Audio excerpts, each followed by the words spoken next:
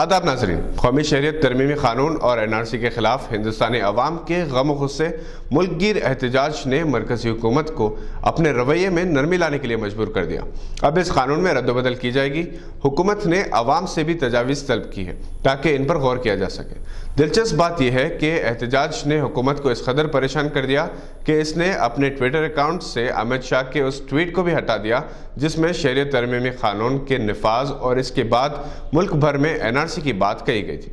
अब अमित शाह के बशमूल अहम कायदीन बार बार आवाम को समझाने की कोशिश कर रहे हैं कि इस कानून से किसी भी हिंदुस्तानी शहरी को नुकसान नहीं होगा, मगर इससे पहले मिस्टर अमित शाह, JP नड्डा और दूसरे कायदीन ने जिस लबो लहजे में तकारीर की थी, इसकी वजह से इसकी वजाहत बेअसर दिखाई दे रही। एहतजाज का सबसे मुस्बित पहलू ये है कि हिंदुस्तान के तमाम अवाम मुसलमानों के साथ नाइंसाफ़ी और इम्तियाजी सलूक के खिलाफ एहतजाज कर रहे हैं। अवामी एहतजाज को फ़िरक़ावाराना फसादात में तब्दील करने की कोशिश की जा रही है। मगरबी बंगाल में बाज़ ऐसे गैर मुस्लिम अफराद को गिरफ्तार किया गया जो मुसलमानों के भेस में रेलवेज़ पर पथराव कर रहे थे। कई मुकामात पर गैर मुस्लिम शरपसंद नौजवान सर पर टोपियाँ लगाकर पुलिस पर पथराव कर रहे हैं। इसके अलावा इन अनासिर ने उन TV चैनल्स पर भी हमले किए जो मुसलमानों के हमदर्द हैं, जो इस एहतजाजी मुजाहरे की खुलकर हिमायत भी कर रहे हैं और सच्चाई को पेश कर रहे हैं। ये बात रविश कुमार भी जानते हैं कि कोई भी मुसलमान और सेकुलर हिंदुस्तानी कम अज़ कम NDTV की वैन पर या इसके किसी नुमाइंदे पर हमला नहीं कर सकता। अगर दूसरे TV चैनल्स जो इब्तिदाई से मुसलमानों के खिलाफ जहर उगलते आ रहे हैं, जो अरबाब इख्तिदार के पालतू जानवरों जैसा रोल अदा कर रहे हैं, इन पर हमले किए जाते तो फिर भी बात समझ में आ सकती थी। NDTV की वैन पर हमला करने का मतलब यही है कि इस वाहिद चैनल दियानतदारी के साथ मुसलमानों और मजलूम मुसलमानों से इन तबकात से बदजन किया जा सके। NDTV की वैन पर हमला करने का मतलब यही है कि इस वाहिद चैनल जो दियानतदारी के साथ मुसलमानों और मजलूम तबकात की हिमायत में उठ खड़ा हुआ, इसे मुसलमानों से और इन तबकात से बदजन किया जा सके। आबिद अली पाकिस्तान के पहले क्रिकेटर बन गए हैं जिन्होंने अपने करियर के पहले 2 टेस्ट मैचेस में सेंचुरियां बनाई। वो दुनिया के 9वें खिलाड़ी हैं जिन्होंने ये कारनामा अंजाम दिया। मोहम्मद अजहरुद्दीन को अपने करियर की पहली टेस्ट सीरीज के 3 मैचेस में सेंचुरियां बनाने का एजाज़ है और वर्ल्ड रिकॉर्ड भी। जबकि ऑस्ट्रेलिया के bill पॉन्सफर्ड, dog waters, West Indies के अरविंद कालीचरण, ऑस्ट्रेलिया के ग्रेग ब्लेवेट, हिंदुस्तान के सौरव गंगुली, रोहित शर्मा और न्यूजीलैंड के जिमी निशान ने पहले 2 टेस्ट मैचेस में सेंचुरियां बनाने का एजाज़ हासिल किया। इन्होंने श्रीलंका के खिलाफ दूसरे टेस्ट की दूसरी इनिंग्स में शानदार बैटिंग करते हुए ये कारनामा अंजाम दिया। इनके साथ शान मसूद ने भी अपने करियर की दूसरी सेंचुरी बनाई। दोनों ने ही पहले विकेट की पार्टनरशिप में 278 रन बनाए। अगर आबिद अली अगले मैच में भी सेंचुरी बनाते हैं तो वो अजहरुद्दीन के आलमी रिकॉर्ड की बराबरी करेंगे। हिंदुस्तान के साबिक टेस्ट खिलाड़ी और कप्तान राहुल द्रविड़ के बेटे सुमित ने अंडर-14 जोनल टूर्नामेंट में डबल सेंचुरी बनाई। इनकी बैटिंग देखकर इनके वालिद की याद ताज़ा हो गई। सुमित ने पहले इनिंग्स में 201 और दूसरी इनिंग्स में 94 रन बनाए। ये थी आज की कुछ अहम खबरें। अब डॉक्टर अब्दुल रशीद जुनैद की आलम इस्लाम पर एक नज़र। बिस्मिल्लाहिर्रहमानिर्रहीम। आदाब नाज़रीन, जस्टिस गुलजार अहमद पाकिस्तान सुप्रीम कोर्ट के 27वें चीफ जस्टिस की हैसियत से आज ऐवान सदर में सदर ममलिकत आरिफ अलवी से अपने ओहदे का हल्फ लिया। तकलीब हरबरदारी में वज़ीर आज़म इमरान खान, फ़ौजी सरबराह खबर जावेद बाजवा, मुस्लिह फ़ौज के दीगर सरबराहान, वफाकी वज़रा, गवर्नर्स, सुप्रीम कोर्ट के जजेस, लाहौर हाई कोर्ट के चीफ जस्टिस सरदार शमीम अहमद खान व दीगर जजेस, वकला, आला फ़ौजी व सिविल ओहदेदार और दीगर ने शिरकत की। जस्टिस गुलजार 21 फरवरी 2022 तक इस ओहदे पर फायज रहेंगे। मिस्टर गुलजार अहमद पाकिस्तान के सीनियर तरीन जज हैं। अब वो जुडिशल कमीशन के चेयरमैन भी हैं।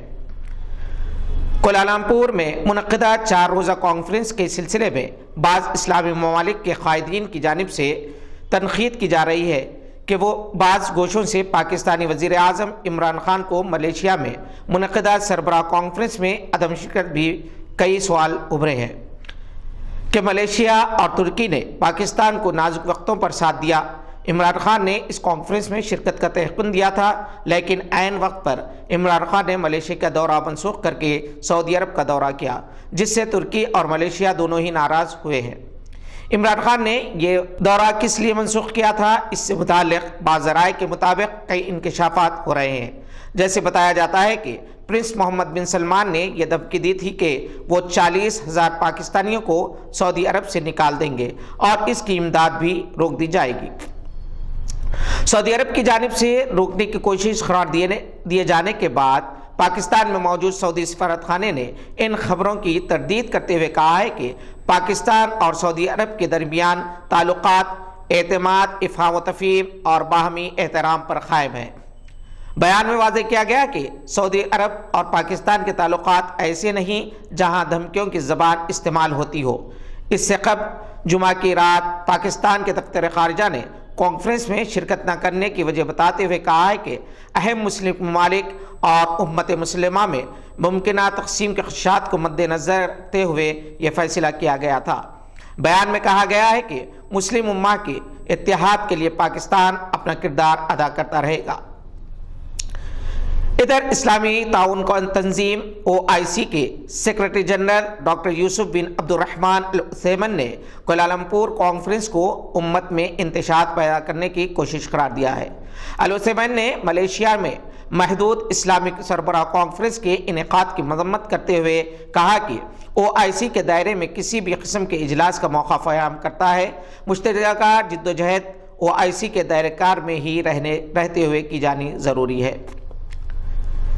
اس دوران ملیشیا کے وزیر اعظم مہاتیر محمد نے میڈیا سے گفتگو کرتے ہوئے اپنا موقف واضح کیا کہ ملیشیا اسلامی تعاون تنظیم کے کردار کو اہم مانتا ہے۔ کوالالمپور کانفرنس کے انعقاد کا مقصد OIC کی حیثیت کو کمزور کرنا نہیں ہے۔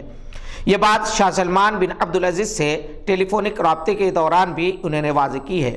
مہاتیر محمد کے مطابق شاہ سلمان کی رائے ہے کہ اس قسم کے مسائل پر 2-3 ممالک کا جمع ہو جانا ٹھیک نہیں۔ یہ ایسے مسائل ہیں جن پر OIC کے اجلاس میں بحث کی جانی ضروری ہے۔ مہاتیر محمد نے کہا کہ وہ بھی سمجھتے ہیں کہ ملیشیا اسلامی تعاون تنظیم کی جگہ لینے کے حوالے سے یہ بہت چھوٹا ہے، اس کی اتنی حیثیت نہیں ہے۔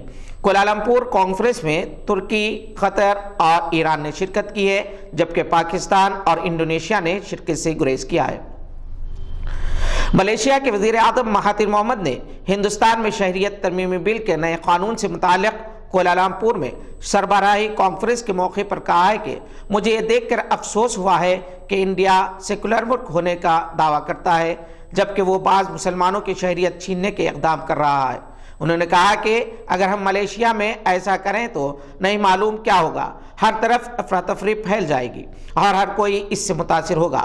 تاہم ہندوستانی دفتر خارجہ نے اس بیان کو مسترد کرتے ہوئے کہا کہ ملیشیا کے وزیر اعظم کا بیان حقیقت سے دور ہے۔ شہریت کے ترمیمی قانون کے اثرات کسی بھی شہری پر نہیں ہوں گے، چاہے وہ کسی بھی مذہب سے تعلق رکھتا ہو۔